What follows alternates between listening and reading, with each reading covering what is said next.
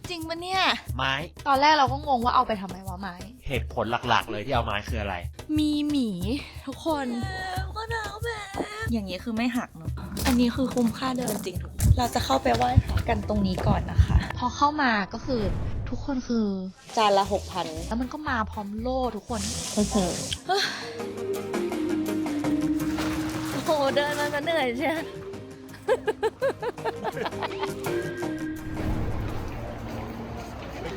ถึงเกียวโตแล้วค่ะนี่เรานั่งรถไฟคันนี้มานะคะเป็น Hankyu Limited Express Line ใช้เวลาประมาณ40นาทีจากอูเมดะนะคะก็คือถึงเลยและโรงแรมที่เราเลือกก็คือ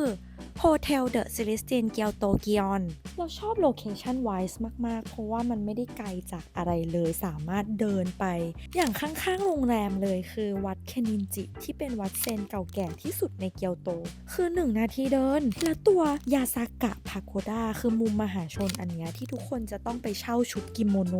ถ้าไปพักโรงแรมนี้ก็คืออยู่ออกมาตั้งแต่เช้าได้เลยก็คือไปถ่ายรูปถนนตอนโล่งๆตัวสไตล์โรงแรมคือมันจะเป็นเวลกังที่ผสมความโมเดิร์นแบบลักชัวรี่บูติกหน่อยๆฟีลแบบมีความผสมผสานระหว่างสไตล์แบบญี่ปุ่นกับโมเดิร์นเวสเทิร์นไว้ด้วยกันซึ่งถือว่า VIP แล้วก็สะดวกมากๆเพราะความจริงสถานที่ท่องเที่ยวหลายๆอย่างที่เกียวโตก็ไม่ได้แบบอยู่ไกลกันขนาดนั้นฟีลแบบไปตั้งหลักที่แบบสถานีรถไฟแล้วก็สามารถนั่งรถไฟหรือนั่งรถบัสออกไปได้ก็แนะนำให้นั่งรถไฟเพราะว่ารถไฟมันจะเป็นรถไฟแบบเอาไว้ดูวิวคือรถไฟมันจะไม่เหมือนรถไฟทั่วไปที่มันจะมีเป็นตัวผนังเยอะๆรถไฟเนี่ยเขาออกแบบมาให้กระจกด้านข้างมันเป็นกระจกซะเยอะไปหมดเพื่อเห็นวิวได้เกือบ360องศาเลย150 ปีก่อนในช่วงยุคเมจิคือที่เนี่ยเขาจะเป็นอาร์ตแกลเลอรี่ที่เปิดให้ชมเกี่ยวกับการย้อมผ้าของอาร์ติสที่ชื่อว่ายูไซอุคุดะและเขาก็เปิดให้พับลิกเข้ามาชมตั้งแต่ปี 2020 นี้เองตั้งแต่เราเดินเข้าไปในห้องก็คือมันเป็นแบบบ้านญี่ปุ่นซึ่งมันมีค่าเข้าทุกคนประมาณ 2,000 ถึง 3,000 เยนแล้วก็แนะนำเลยว่ายิ่งในช่วงที่แบบว่าใบไม้เปลี่ยนสีพีคๆเนี่ยต้องจองไปก่อนเพราะว่าไม่มีให้ walk in คือโชคดีละกันตอนเราไปถึงก็คือเราไปซื้อแบบออนไลน์ทิกเก็ตตรงนั้นเลยแล้วมันยังพอมีคิวพอเข้ามาก็คือทุกคนคือต่อแถวกันแบบสนั่นหวั่นไหวเขาก็ถือป้ายว่า1รอบเข้าประมาณ8คนแล้วใน1รอบก็คือจะมีเวลาแค่3นาทีมันเหมือนเกมการแข่งขันคือมันแบบไฟกันแบบสุดฤทธิ์สุดเดชคือมันต้องทำเวลาเราจะเห็นว่ามันเป็นแบบมีประมาณ 2-3 ห้องโดยแต่ละห้องมันก็คือเป็นแบบมันจะเป็นห้องแล้วมันกระจกแล้วด้านหลังก็จะเห็นเป็นต้นไม้สีแดงๆเขาจะมีห้องแรกจะเป็นแบบกระจกสี่เหลี่ยมๆเป็นราวระเบียงเล็กๆให้เราเห็นเราก็จะมีโต๊ะวางเพื่อให้มันสะท้อนเงาห้องถัดมามันจะเป็นห้องเป็นเหมือนไฮไลท์เลยกลมๆเหมือนสะท้อนออกมาเป็นเหมือนปีกดอกไม้หรือว่าแบบผีเสื้ออะไรประมาณนั้นแล้วแบบว่าความจริงก็ไม่ได้ทำแบบการบ้านมาว่าแบบดินเนอร์จะไปกินที่ไหนคือเดินมาทั้งวันหิวเลยก็เลยแบบเปิด Google Map ว่าอยากจะกินเนื้อเสิร์ชมาแบบ random ใน Google นะคะแต่ว่ารีวิวเยอะอยู่ราคาก็ช็อกอยู่จะอร่อยหรือเปล่าอันนี้ต้องลองรอชิมนะคะ Kobe Beef Kicho Kichi ที่สำคัญมันแบบตอนที่เขาเอาเมนูมาให้ต้องบอกไว้ก่อนร้านเนี้ยเขาบังคับสั่ง1คน1ออเดอร์ไม่พอ1ดริงก์ด้วยคือแบบว่าแต่ก็หิวมากนะตอนนั้นเนาะแล้วเราดูเมนูคือมันไม่ได้มีหลากหลายมากมันจะมีเนื้อให้เลือกอยู่ประมาณ6ประเภทโอเค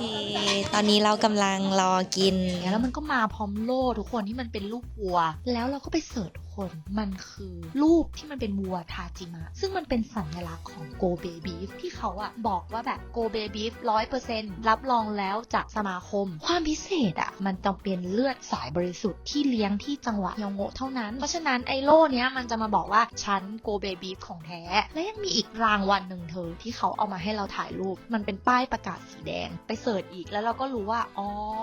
มันคือเนี่ยร้านเนี้ยคืออยู่ในระดับตัวตึงของวงการเนื้อเพราะว่าแต่มันคือรางวัลจากการประมูลเลยว่าเข้าร่วมงานประกวดแล้วก็ไปเอาเนื้อลองให้คุณผู้ชมดูนะคะจานละ 6,270 กรัม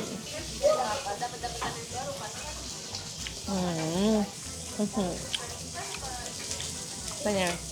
กลาง อร่อยดีแต่ว่าไม่ได้แบบว้าว เราว่าจริงๆเนื้อไม่ได้แย่ขนาดนั้น ความรู้สึกตอนนั้นอาจจะเป็นเพราะว่ามันด้วยความที่คนที่มาทานส่วนใหญ่เป็นนักท่องเที่ยวแบบนักท่องเที่ยวจริงๆเลยเงี้ยตอนเรามาคือนักท่องเที่ยวเยอะมากแล้วทุกคนก็เสียงดังช่วงเชงมันขาดความกินข้าวแบบสุนทรีไปเลย บรรยากาศมีคนแบบเสียงดัง ใช่แล้วว่า รู้สึกว่าช็อกแบบเมื่อกี้กินไปทั้งหมด10,000 10,000 กว่าบาท แล้ว experience ที่ได้คือแบบ ขากลับไปย่านจียอนเงี้ยเราก็แบบเดินดุ่มๆไปแบบเฮ้ยหรือเราจะทานอีกร้านหนึ่งเฮ้ยยังเปิดหรือเปล่าเพราะแอบดึกแล้วนะเขาก็บอกว่าได้เลยเชิญทั้งสองเราก็แบบเฮ้ยไปลองกินกับร้านจีออนยากินิคุอิชิยะนะคะนี่คือมันเป็นร้านที่ไม่ได้เตรียมอะไรมาเลยเนาะแต่มันกลายเป็นความบังเอิญที่รู้สึกว่า my god this is the best of the trip เลยก็ว่าได้ร้านแบบโคตรจะโลโก้อะแล้วเนื้อคือราคาแบบตกใจมากว่าแบบถูกมากไม่ได้มีพิธีรีตองอะไรไม่ต้องแต่งตัวจัดคือเป็นฟิลแบบคนหลังเลิกงานมากินอะไรเงี้ยคือไม่มีภาษาอังกฤษเล็ดลอดออกมาในเมนูเลยอะ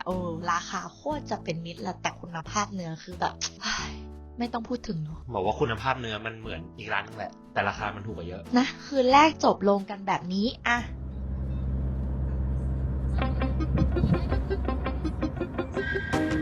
วันนี้เราจะไปไหนกันคะ วันนี้เราจะไปรูทเดินป่า trekking trailing แบบง่ายๆ เขาบอกว่าใช้เวลาประมาณ 2 ถึง 3 ชั่วโมงเท่านั้น ในระยะเวลาเดินประมาณไม่เกิน 5 กิโลเมตรนะคะ คือความจริงอะถ้าเป็นรูทที่เขาแนะนำเลย ถ้าคนที่อยากจะเริ่มไฮจริงจังนะต้องไปลงที่คิบุเนะคุจิสเตชันแล้วก็เดินขึ้นไปข้างบนประมาณ 2 โลจะไปถึงไอตัวคิบุเนะชัย แต่ว่าวันนี้เราออกเลทกะว่าเรานั่งแท็กซี่ขึ้นไปที่คิฟูเนะชัยก่อน อาจจะลดระยะเวลาไปประมาณ 2 โล อันนี้คือสเตชันแล้วก็ขึ้นไปคิฟูเนะชัยลงมาศาลเจ้าเนาะแล้วก็ไปอีกวัดหนึ่งคุรามะอย่างนี้ เราอ่ะก็จะไม่เดินจากตรงกลาง เส้นที่เราจะไปกันอ่ะมันคือรูทคิฟูเนะทูคุรามะวอล์กเริ่ม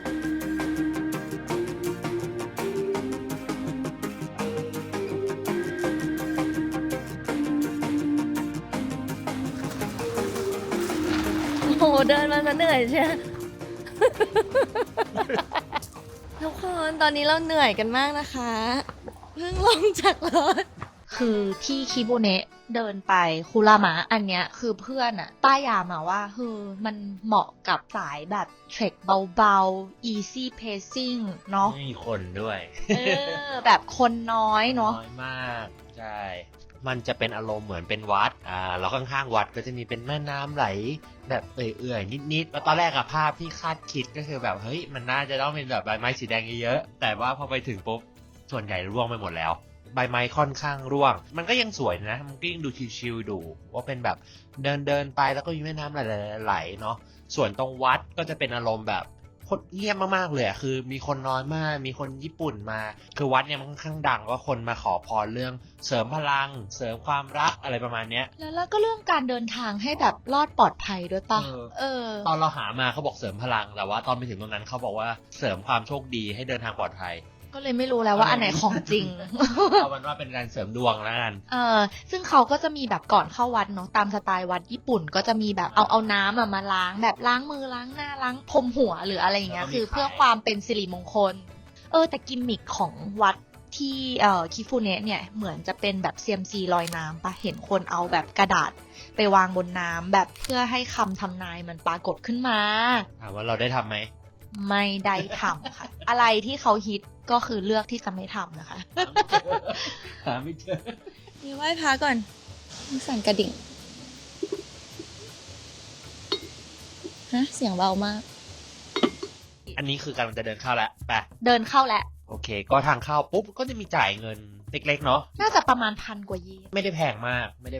แล้วพอจ่ายเงินเสร็จปุ๊บเขาจะแผนที่มา1 อันเขาก็จะให้ไม้ตอนแรกเราก็งงว่าเอาไปทำไมวะไม้มีแต่คนแก่เท่านั้นแหละที่ใช้อ่ะเหตุผลหลักๆเลยที่เอาไม้คืออะไรไล่หมี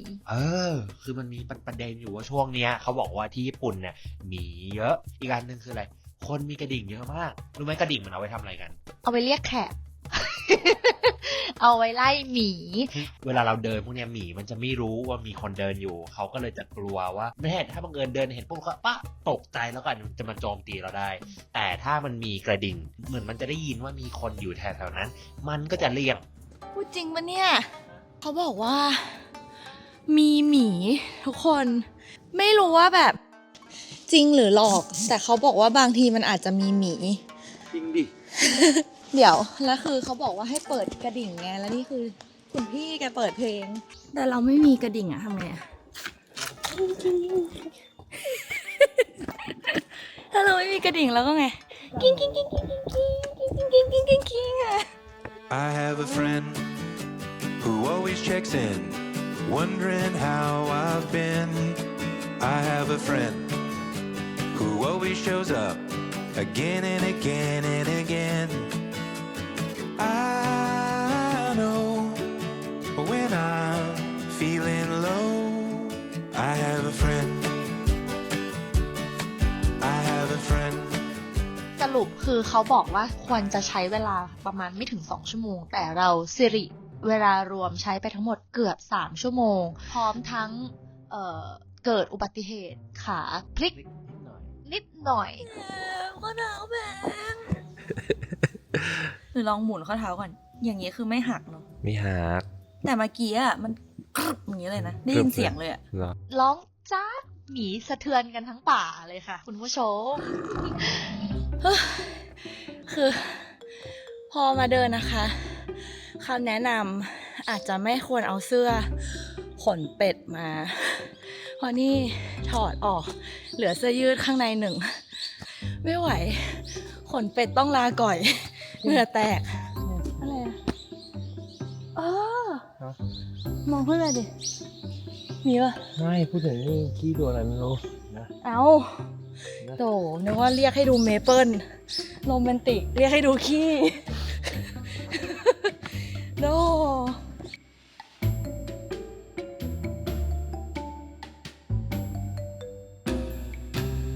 สวยมาก คืออันนี้คือคุ้มค่าเดินจริงทุกคน แม่ครับ อันนี้คือจุดไหนนะ29อันนี้คือจุดที่29นะคะ เดี๋ยวจะขึ้นชื่อให้สวยมากเลยตรงเนี้ยฮอนเดนเหรอฮอนเดนเมนฮอลนี่ปะเราจะเข้าไปไหว้พระกันตรงนี้ก่อนนะคะ เพื่อความเป็นสิริมงคล แต่ว่าเมื่อกี้โชคลาภได้หายไปแล้ว เพราะว่าข้อเท้าได้แพงไปแล้วเรียบร้อย เซนซีได้ไหนเขาเขียนว่าอะไร อ่านออกก็เป็นคนญี่ปุ่นแล้ว ปลาไป153แล้วอะ Active Energy ชอบนะ คือจะบอกว่าแบบเป็นอะไรที่แบบมันได้ฮีลใจระดับหนึ่งเลยอะแล้วก็แบบสงบเงียบตามทางก็จะมีวัดต่างๆที่สามารถแบบแวะสต็อปถ่ายรูปหรือว่าไหว้พระศาลเจ้าแล้วก็สิ่งเดียวที่เราไหว้นะก็คือขอให้ไม่มีหมีออกมา ทำร้ายเราและอยู่รอดปลอดภัยเราก็ชอบคือเราว่ามันเป็นอีกไวบ์หนึ่งดี เป็นครั้งแรกที่ได้ไปเดินเทรคกิ้งที่ต่างประเทศที่ญี่ปุ่นเนาะซึ่งเราว่าแบบในตัวเมืองอะคือโอ้โหเกียวโตมันคนเยอะไปหมดทุกที่เลย โดยเฉพาะช่วงใบไม้เปลี่ยนสี แต่ว่าอันเนี้ยคือถึงแม้ว่ามาถึงแล้วมันจะไม่เปลี่ยนสีแล้วเพราะมันร่วงหมดแล้ว แต่ว่ามันก็คนก็ค่อนข้างน้อย เป็นอารมณ์แบบคนแก่คนญี่ปุ่นมาเดินออกกำลังกายกัน2 ชั่วโมงอะไรเงี้ยก็เป็นความรู้สึกที่ชอบดี Thousand good miles. Yeah, 1,000 good miles. Oh, 1,000 good miles. Oh, yeah. 1,000 good miles. จบไปแล้วค่ะ ยังไงชีวิตติดแกมคลิปนี้ ขอเตรียมตัวไปโอซาก้าตะลุยกินต่อกันละค่ะ บ๊ายบาย